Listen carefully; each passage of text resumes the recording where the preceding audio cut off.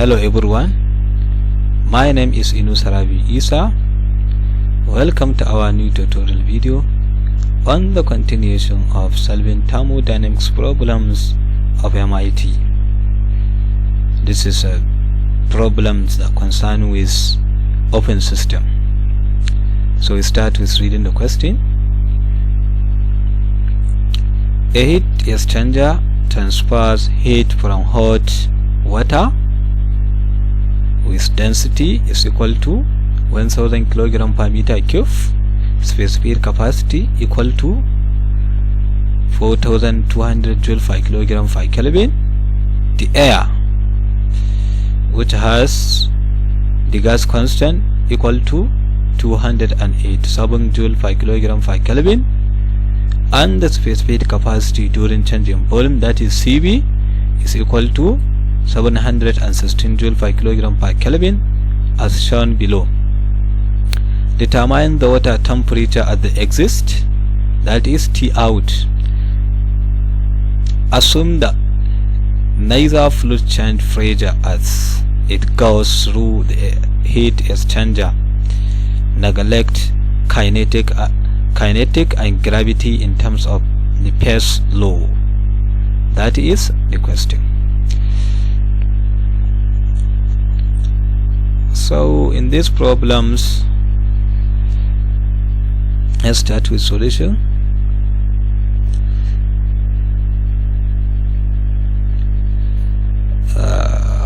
So let's jot down the data, or we represent it in a diagram. For example, assuming this is a system, so assuming this is air, so there is a quantity that is coming in, that is mass coming in of air is equal to 0.1 kilogram per second. So the temperature out, or temperature 2 of air, is equal to 20 degrees C. Also, the temperature at the inlet of air, that is T1, is minus 10 degrees C. And then assuming this is the water, the hot water, so if this is a hot water, so we have a mass that is coming in, the mass rate of water,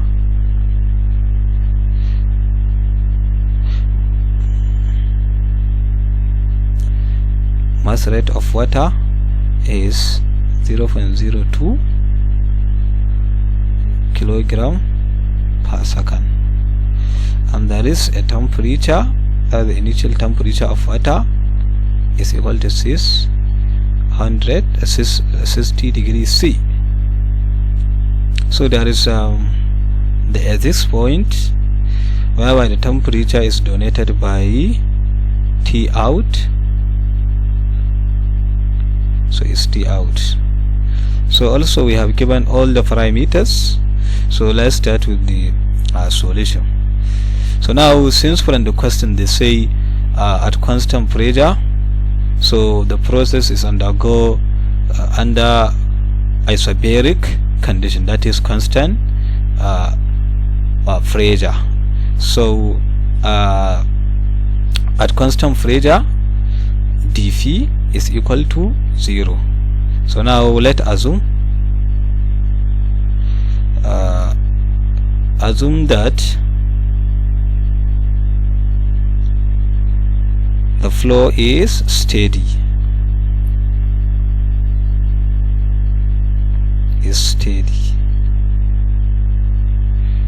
Meaning there will be no change of the quantity with time. So we assume the flow is steady.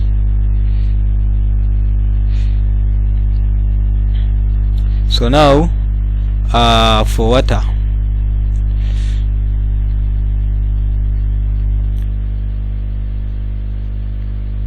So we apply the mass conservation inside the water. So by applying the mass conservation, from the formula of the Orphan system, dm during control volume all over dt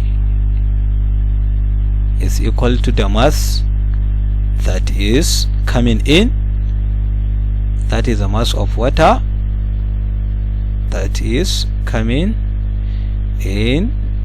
So let me denote it by mi,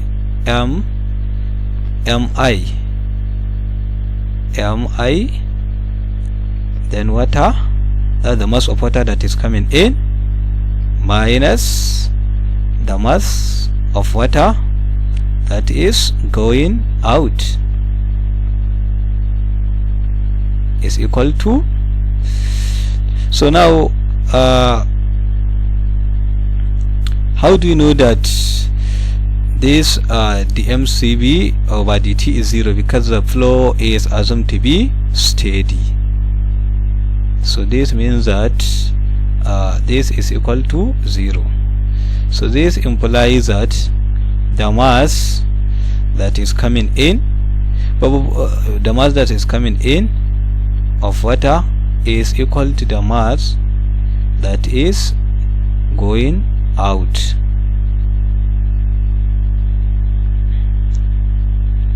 So let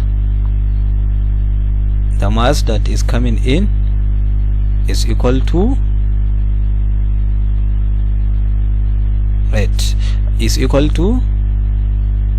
m3 as shown in the diagram, and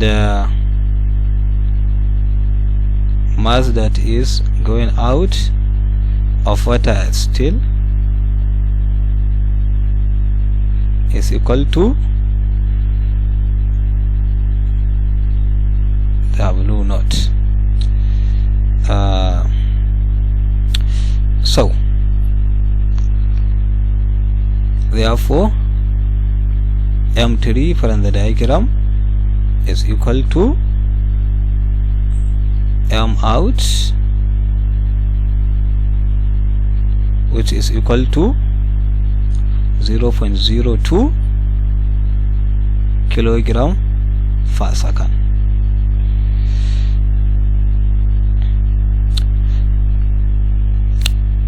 Then, since our task is to determine the exit temperature, so the exit temperature, that is T out of water,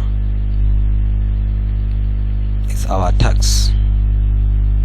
So let T out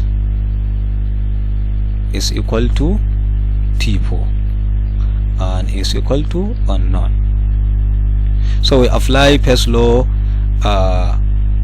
of thermodynamics in Orphan system. So we apply the formula, that is change in energy during control volume all over dt is equal to the heat net rate minus the work net rate plus the energy total that is coming in, that is m3 into the total energy we have, that the enthalpy H3 plus the potential energy plus the kinetic energy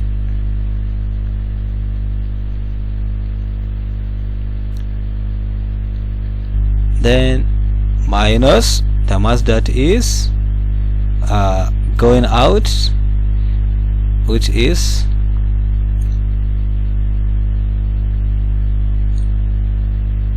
into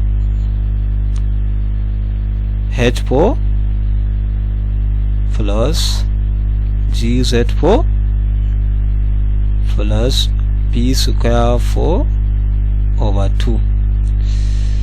The reason why we subscribe them by 4 is that we let the exit temperature to be T4. So anything concerned with the exact temperature of water shall have the subscription of 4. So now the flow is steady, so this is equal to 0, and also there will be no work transfer as shown from the system, so work is 0. And also we ask to neglect the kinetic energy and potential energy terms. That is, we assume that the system is stationary, so potential energy is equal to 0, kinetic energy is also equal to 0, and also in this equal to 0, and this equal to 0.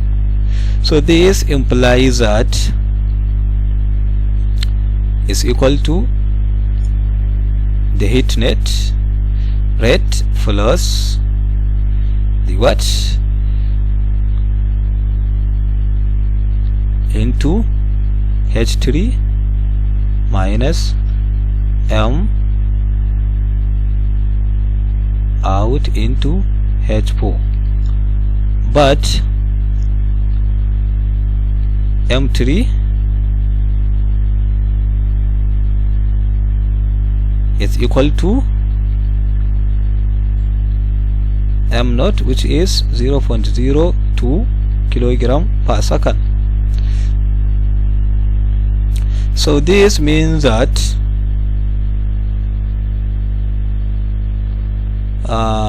the heat net rate is equal to M3 into H4 minus H3.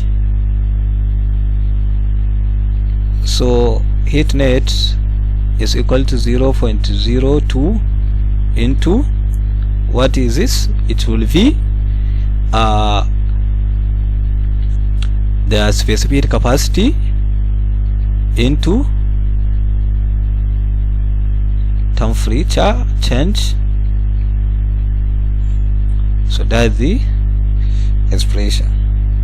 So therefore I'm looking for T3, so I make T3 to be the subject of the formula, which is equal to the heat rate all over 0.02 times specific capacity of water, which is 4200, plus I'm looking for T4, not T3, so T4, so plus T3. So let me call this to be equation 1. So before I get T4, I must know the value of heat transfer. So how can I get the value of heat transfer? So heat transfer is equal to 0, is equal to unknown. So now to get it, to get Q naught, apply the first law in air, because this is the heat that is transferring from water, that's the hot water, to air. So I also apply first law during open system in air. So I apply the formula, the ECB over dt is equal to the heat transfer from air. Let me put the subscription to avoid confusion, minus the work transfer plus the mass that is coming in, or the energy that is coming in. So M1 into H1 plus GZ1 plus B1 square over 2 minus M minus M2 into H2 plus GZ2 plus B square 2 over 2. So the flow is steady, so this term is equal to 0, because for steady flow the quantity is not changed with time, so no work transfer. so no potential and kinetic energy.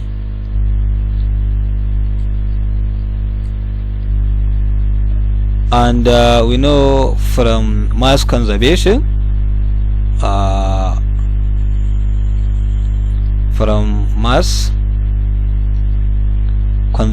in air, m1 is equal to m2, which is equal to 0.1 kilogram per second.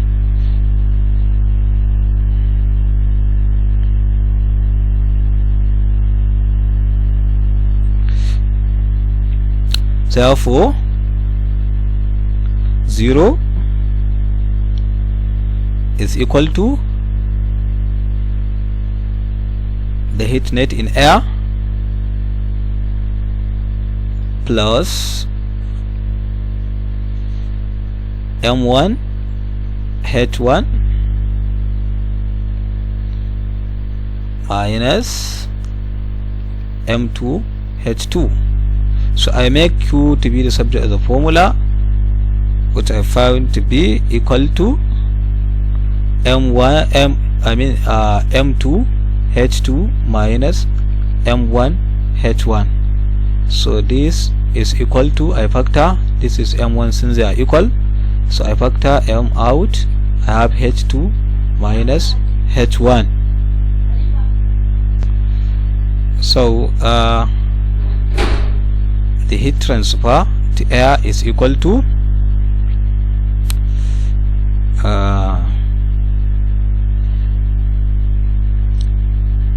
into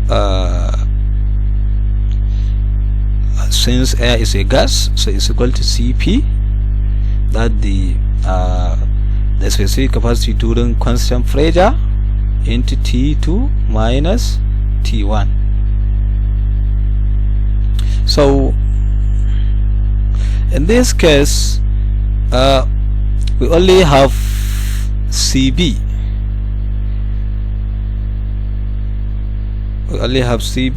Which is equal to 716 joule per kilogram per Kelvin.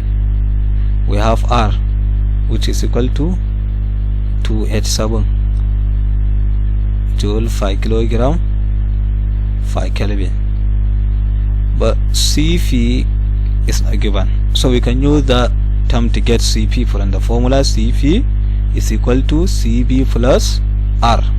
So Cp is equal to Cb, that is 716 plus R, which is 2H7, which is equal to